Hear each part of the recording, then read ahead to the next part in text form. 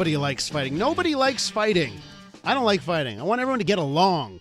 And we got some schisms, I think, happening right now between certain English rights groups and the Quebec government. Of course, a lot of this has to do with the situation in our schools. Joining me in studio now, Christopher Skeete. Thank you, by the way, for taking the time to come in on a holiday. I appreciate it. Anytime, Elias. Okay, so this is a good question, actually. This is before we get into the nitty-gritty. Good question, since you represent the Anglophones. You're an Anglo. What do you call today?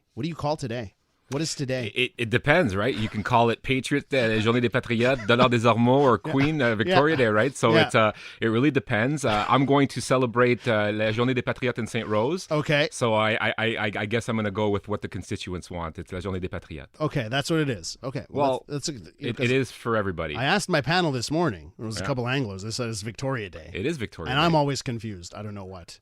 I'm a big fan of Queen Victoria, honestly. Okay. And especially of the furniture and the clothing. Yeah. But hey, it's Les Journées des Patriotes, and I represent the National Assembly. Of course. Well, a happy Journée des Patriotes to you, and thank you for taking the time on a holiday to be here. A lot of stuff going on. You heard snippets of it, the interview that Jeffrey Chambers did over the weekend with Annie DeMelt of CTV. There was the open letter, pretty much the same message, right? Yeah. What is your response to, listen, the QCGN, when you think of Anglo groups in Quebec, it's right up there, right? So that's some strong language. A lot of it pointed directly at you. Yeah, I mean, listen, in politics, you're never going to be liked by everybody. Mm-hmm. Some of the things that we're going to do aren't going to please everybody. QCGN is let me be clear, is an important partner for the Quebec government. There are many community groups in Quebec, but QCGN is a big one. And that's one of the reasons why within 3 months I had the Premier sit down with QCGN. I've had numerous face-to-face meetings with QCGN to discuss various issues. So, I mean, I think I've done a very good job to try and reach out and keep the bridges open and lines of communication open. I'm disappointed. I'm disappointed with the diagnosis of QCGN, but of course, I hear other things from other groups. So of course, I nuance that. Something I mentioned when you and the education minister were here. Yeah. One of the things that I pointed out. To me, it's disheartening that there's been two opportunities where you're faced with this problem, right? Where you've got French schools that are bursting, and the solution now for the CAQ government twice has been take away the English schools. There's got to be other solutions.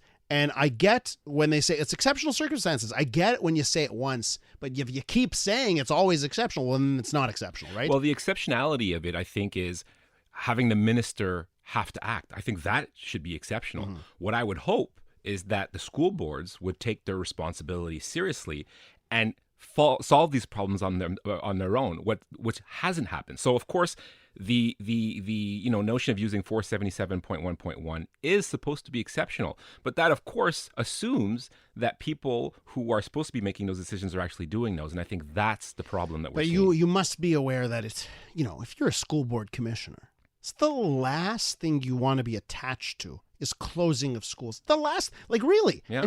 And when I look at it, and I know there's been all these stories and backstories, this person wants to run in this election and this and that, but regardless, it totally makes sense that the last thing you want to do is be attached to a school closing. And, some of this stuff is last minute, but some of this stuff, you have to sort of be able to plan ahead for. And I feel like, and what I feel I'm hearing from the QCGN is that the Anglo schools were being used as the punching bag for a situation that we don't deserve. Well, there's two things there, right, Elias? The first thing is, so we're hearing two narratives from the school board commissioners. We're hearing, well, we're super important. Please keep our democracy alive.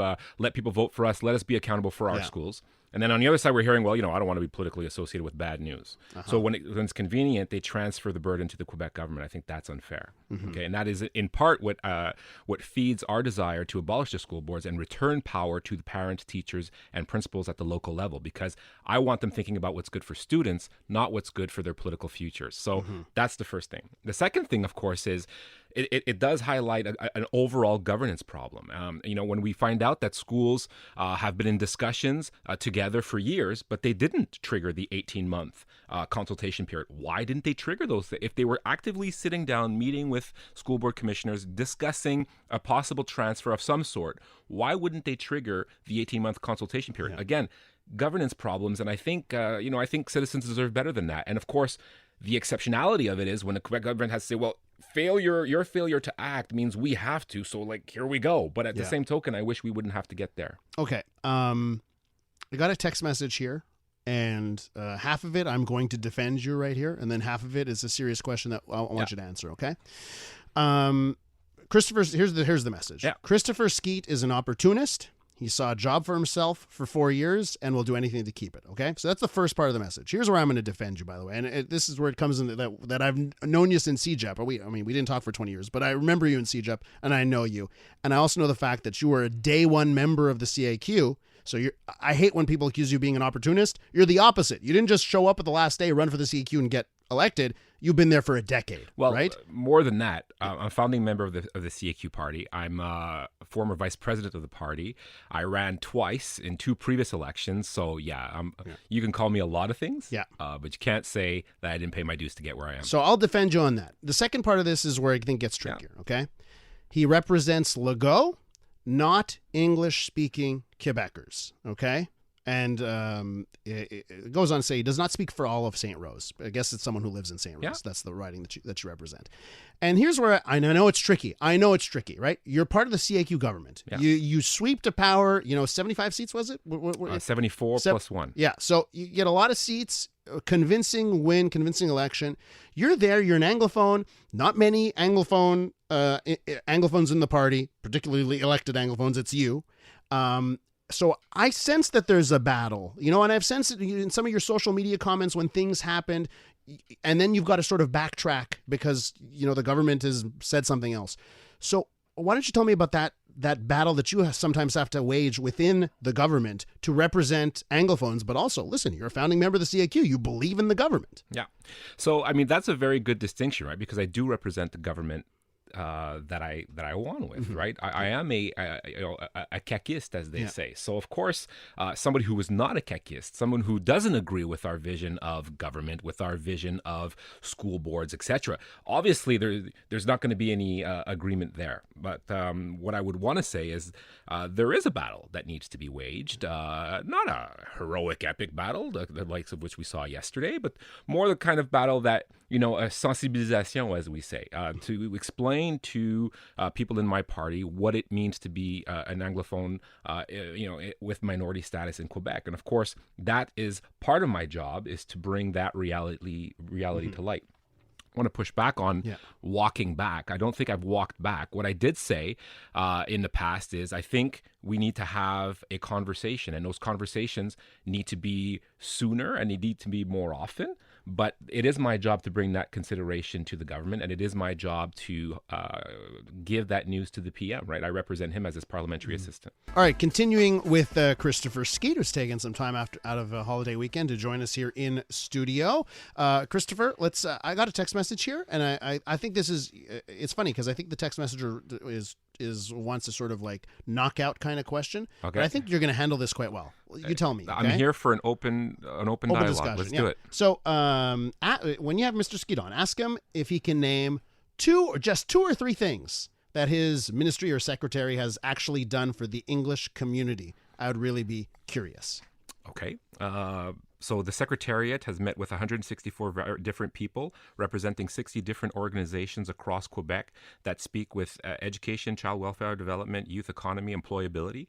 We've also, our government increased the budget from $2 million to $4.4 million in order to help fund over $11.8 million worth of subsidies to the community. Can you give us, with that money, you just mentioned the dollar signs, are there some programs that have actually, happened already?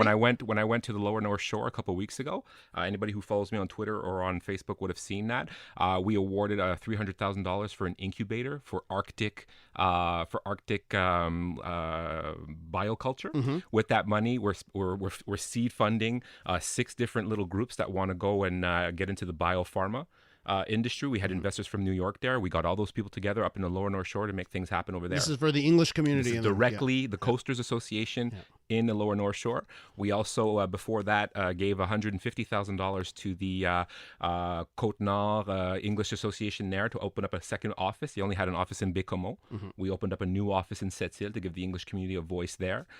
We've also funded CHSSN, which helps a lot of people in healthcare have access to healthcare, right? So people in the Gaspé area, a lot of people don't speak French. Yeah. We're funding capacity in those communities in order to help people have accompaniment when they go visit a doctor, to have somebody translate that for them.